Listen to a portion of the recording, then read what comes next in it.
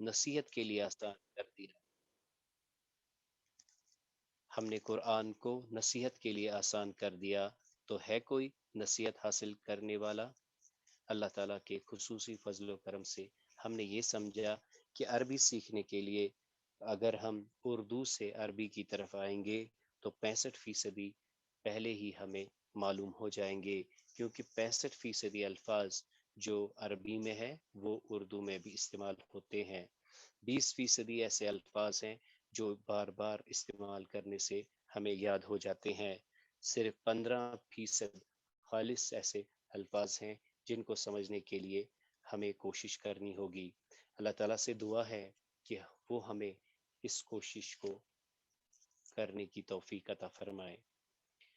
آگے بڑھنے سے پہلے دعا کر لیتے ہیں۔ ربی یسر ولا تعسر وتمم بالخیر، کہ اے میرے رب تو آسانی فرما اور مشکل نہ بنا، وتمم بالخیر اور خیر کے ساتھ مکمل فرما دے۔ ساتھ ہی ساتھ ہم یہ دعا بھی پڑھ لیتے ہیں،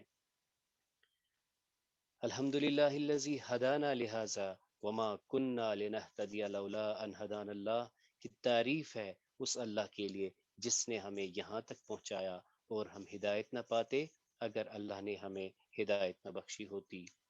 واقعی یہ اللہ کا فضل و کرم ہے جس نے ہمیں اس قابل سمجھا یہ قرآن کے مل کر سمجھیں اور پھر دوسروں کو بھی اس سے مستفید کریں۔ موسیٰ علیہ السلام کی یہ دعا بھی ہم پڑھ لیتے ہیں، رب اشرح لی صدری ویسر لی امری واحلل عقدۃ من لسانی یفقہوا قولی، اے میرے رب کشادہ کر دے میرے لیے میرا سینہ اور میرے لیے آسان کر دے میرا کام، اور کھول دے گرہ میری زبان کی تاکہ وہ سمجھ لیں میری بات۔ ساتھ ہی ساتھ ہم یہ دعا بھی پڑھ لیتے ہیں، لا الہ الا انت سبحانک انی کنت من الظالمین، کہ اے اللہ تیرے سوا کوئی معبود نہیں، تیری ذات پاک ہے اور بے شک میں قصوروار ہوں۔ آگے بڑھنے سے پہلے ہم اس حدیث مبارک کا بھی مطالعہ کریں گے۔ رسول اللہ صلی اللہ علیہ وسلم فرماتے ہیں، کلمتان، دو کلمے، حبیبتان، جو محبوب ہیں، الی الرحمن، رحمان کو، خفیفتان علی اللسان، ہلکے ہیں زبان پر، ثقیلتان فی المیزان، لیکن بہت باری ہوں گے میزان میں، یعنی میزان میں ان کا جو ویلیو ہے اللہ کے پاس وہ بہت ہی زیادہ ہے۔ اور وہ دو کلمے کون سے ہیں؟ سبحان اللہ و بحمدہ، سبحان اللہ العظیم۔ اللہ تعالی ہمیں توفیق دے کہ ہم یہ کلمے بار بار پڑھتے رہیں، سبحان اللہ و بحمدہ، سبحان اللہ العظیم۔ یہاں سے ہم نے اس کا یہ جو اسم کا جو ٹاپک ہے یہاں سے شروع کیا تھا۔ ہم نے کہا کہ جو آواز ہم سنتے ہیں یا جو ہم کہتے ہیں اس کے دو ہی حصے ہوتے ہیں، یا تو یہ کلمہ ہوتا ہے یا محمل۔ کلمہ میننگ فل ورڈ کو کہتے ہیں، اور جس کا کوئی میننگ نہیں اسے محمل کہتے ہیں۔ کلمے کی مزید ہم نے دو اقسام دیکھی تھی، غیر محتاج اور محتاج۔ غیر محتاج ہم نے ان کلموں کو کہا کہ جن کا میننگ کلیئر ہے اور جن سے ہمیں کوئی بات سمجھ میں آتی ہے، جبکہ غیر محتاج ایسے کلمے ہیں جن کا معنی تعین کرنا مشکل ہے جب تک ان کے ساتھ اسم یا فعل واقع نہ ہو۔ ہم یہ بھی جانتے ہیں کہ یہ جو کلاسیفیکیشن ہے اسم، فعل اور حرف، یہ 3 زبانوں میں مشترک ہے، اس میں اردو، عربی اور فارسی ہے۔ تو اللہ تعالیٰ کے فضل سے ہم اسم کا باقاعدہ آغاز کر چکے ہیں، اور ہم نے یہ سمجھا ہے کہ اسم میں ایک تو نام آتا ہے، صفات آتی ہے، ظرف آتا ہے، مداخلت آتا ہے اور ضمیر۔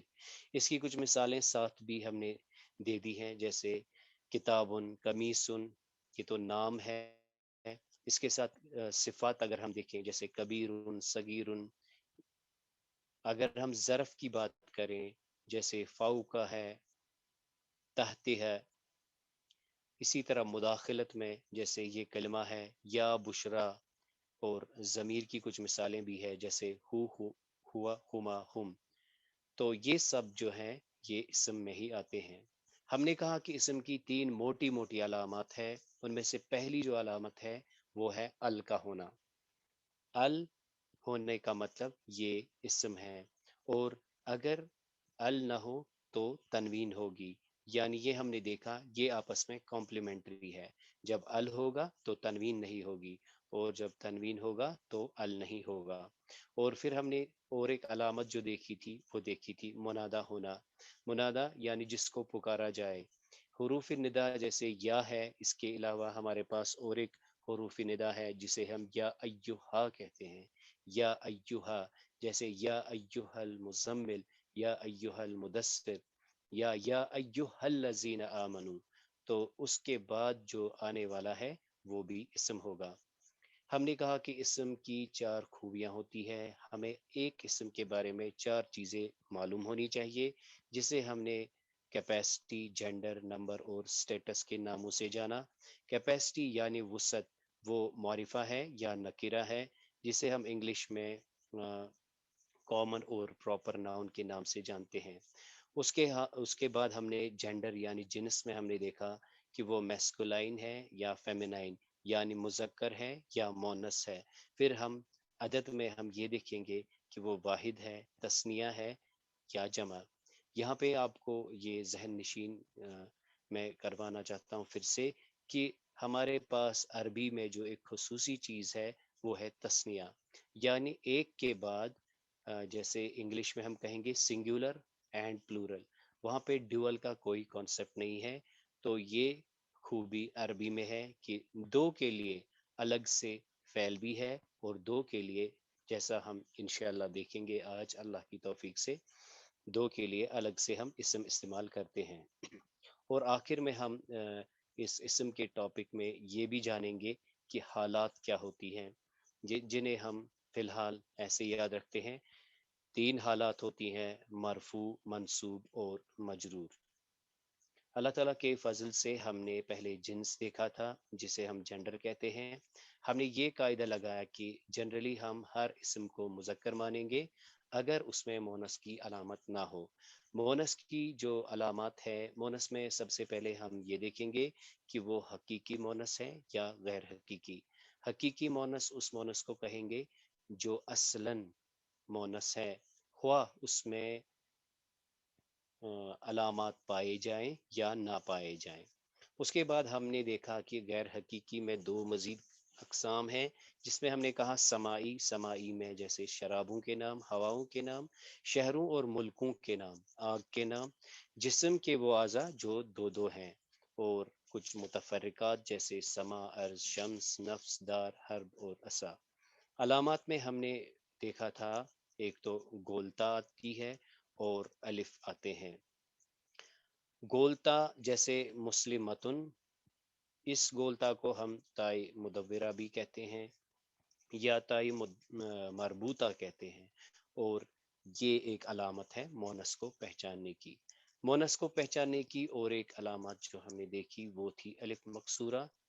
الف مکسورہ میں ہم نے دیکھا کھڑا زبر ہوتی ہے، جیسے کبرا، سگرا، بشرا۔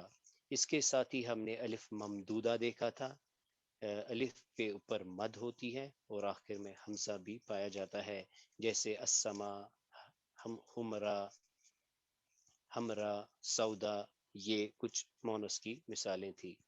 تو پھر ہم نے ایک چھوٹی سی پریکٹس کی تھی۔ اس پریکٹس میں ہم نے دیکھا کہ موسیٰ، موسیٰ میں تو الف مکسورہ ہے لیکن یہ حقیقی مونس ہے۔ تو ان مثالوں سے ہم نے یہ سمجھنے کی کوشش کی کہ سب سے پہلی پریورٹی جو ہے وہ حقیقت کو دی جائے گی، یعنی حقیقی چیز کو دیکھا جائے گا۔ تو اس میں ہم نے دیکھا مریم کو، ہم نے دیکھا مریم، جیسے قرآن کریم میں مریم علیہ السلام کا ذکر ہے، تو مریم جو ہے یہ حقیقی مونس ہے، کیونکہ اس میں نہ تو علامات ایسی ہیں جس سے ہمیں یہ پتہ چلے کہ یہ مونس ہے، یعنی نہ ہی اس میں الف مقصورہ ہے، نہ ہی الف ممدودہ ہے، اور نہ ہی اس میں گولتا ہے۔ اس کے برعکس ہم نے دیکھا کہ اسامہ، اسامہ جب ہم نے دیکھا، اسامہ کا نام تو اس کے آخر میں ہم نے گولتا دیکھی، جو کہ ہمارا ذہن کس کی طرف لے جاتی تھی کہ یہ مؤنث ہے، جبکہ ہم نے کہا کہ یہ حقیقی مذکر ہے۔ تو اس میں ہم نے اور بھی مثال دیکھی تھی، جیسے طلحہ تھا، حمزہ تھا، جو کہ مذکر ہیں۔ پھر ہم نے بات کی تھی نار کی، نار چونکہ سمائی مونس ہے، اس میں ہم نے مثال دیکھی تھی کہ قرآن کریم میں نار حامیہ ہے۔ اسی طرح ہم نے اور ایک دیکھی عین آنیہ۔ اسی طرح ہم نے دیکھا شمس کو مونس عرب مانتا ہے۔ اسی طرح ہواؤں کے نام جیسے یہاں پہ وزاریات ذروا۔ تو اس طرح سے ہم نے اللہ تعالیٰ کے فضل سے مذکر اور مونس دیکھا تھا۔ تو آج ہم اللہ تعالیٰ کے فضل و کرم سے اب ہم عدد پہ آئیں گے۔ عدد، تعداد، ہم کسی بھی اسم کے جو ہیں عربی میں، جیسے میں نے اس سے پہلے بھی آپ کو بتایا کہ ہمارے پاس 3 قسمیں ہوتی ہے عدد کے لحاظ سے۔ ایک کو ہم واحد کہتے ہیں، ایک کو مثنیٰ اور ایک کو جمع۔ مثنیٰ یا تثنیہ بھی کہتے ہیں کہ اس میں جو مثنیٰ اور تثنیہ میں فرق یہ ہے کہ جب ہم بنانے کے عمل کو کہیں کہ یہ مثنیٰ بنانے کے عمل کو تثنیہ کہتے ہیں۔ فی الحال ہم یاد رکھیں گے واحد مثنیٰ جمع یا واحد تثنیہ جمع، لیکن یاد رکھنا ہے مثنیٰ اور تثنیہ میں فرق ہے۔ چونکہ ہم نے فعل سے شروع کیا تھا، اس میں ہم نے کہا کہ ہم واحد سے ہی بنائیں گے۔ تو اس طرح سے اسم میں ہمارے پاس 3 قسمیں ہیں، ایک ہو گیا واحد، ایک ہو گیا مثنیٰ اور ایک ہو گیا جمع۔ واحد یعنی سنگولر کو کہتے ہیں، ڈیول 2 کو کہتے ہیں، 2، اور جمع جو ہے 2 سے زیادہ کو کہتے ہیں، یعنی ایک کے لیے واحد، 2 کے لیے مثنیٰ اور 2 سے زیادہ کے لیے جمع۔ تو آج ہم دیکھیں گے کہ اسم کو پہچاننے کے لیے، یعنی اسم کی جو ڈیول کنڈیشن ہے، فی الحال ہم اس پر بات کریں گے۔ اس میں جو ہمارے پاس علامات ہیں، ان کو ذہن میں رکھ لیجئے۔ ایک تو 2 آوازیں، 2 ساؤنڈز آپ کے کانوں میں گونجنے چاہیے، وہ ہے آنی، این، آئین، آنی، آئین۔ اس میں دیکھ لیجئے نون زیر نی دونوں جگہ پہ ہے۔ زیادہ تر آپ کو جو ملے گا آنی، آنی ساؤنڈ ملے گا، یعنی سفکس آنی ہوگا، آنی، این، آنی، آئینی، آنی، آئینی، آنی، آئینی، آنی، آئینی۔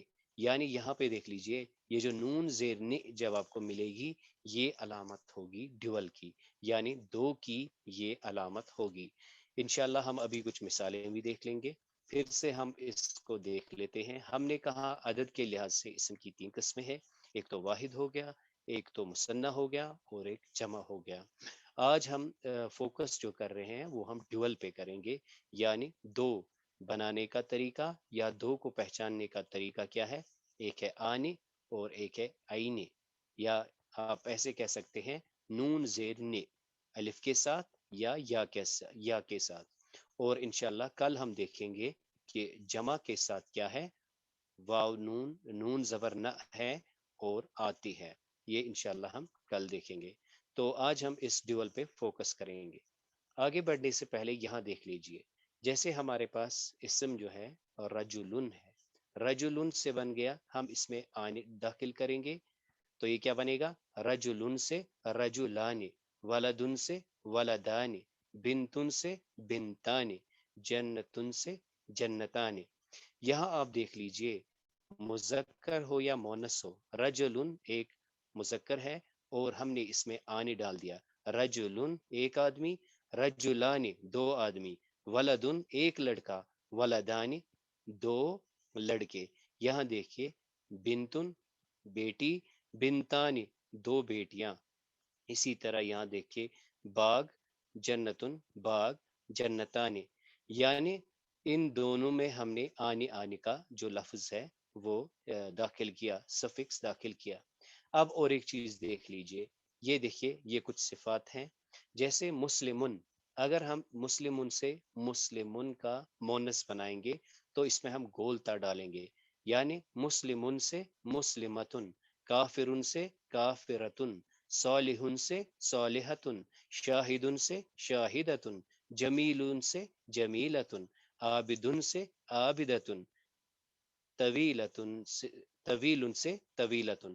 ان کو ہم جب جلدی سے پڑھتے ہیں تو ہم انہیں تیزی سے پڑھتے ہیں. یعنی کافر کافرہ، صالح صالحہ، شاہد شاہدہ، مسلم مسلمہ، کافر کافرہ، جمیل جمیلہ، عابد عابدہ، طویل طویلہ. اور اگر ہم دیکھیں یہاں سے دیکھ لیجئے، مسلمن مذکر ہے جبکہ مسلمتن مونس ہے. اس کا جب ہم نے ڈیول بنانا ہے تو کیا ہم نے لگانا ہے؟ آنی.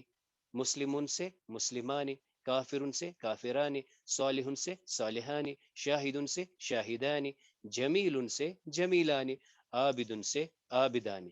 اب مونس کا بھی دیکھ لیجئے، مسلمتن سے مسلمتان، کافرتن سے کافرتان، صالحتن سے صالحتان، شاہدتن سے شاہدتان، جمیلتن سے جمیلتان، عابدتن سے عابدتان. تو اس طرح سے ہم نے دیکھ لیا کہ آنی آنی آنی ایک ڈومیننٹ ساؤنڈ ہے جو ڈیول کو ریپرزینٹ کرتا ہے. اور اس کے ساتھ ہم نے کہا نون زیرنی یا نون زیرنی بھی ڈیول کی علامت ہے. قرآن کریم سے کچھ مثالیں دیکھ لیتے ہیں. آگے بڑھنے سے پہلے آپ میں سے کون اس کے بارے میں بتائیں گے؟ جی، ہینڈ ریز کیجئے.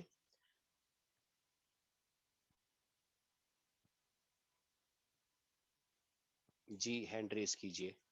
خالد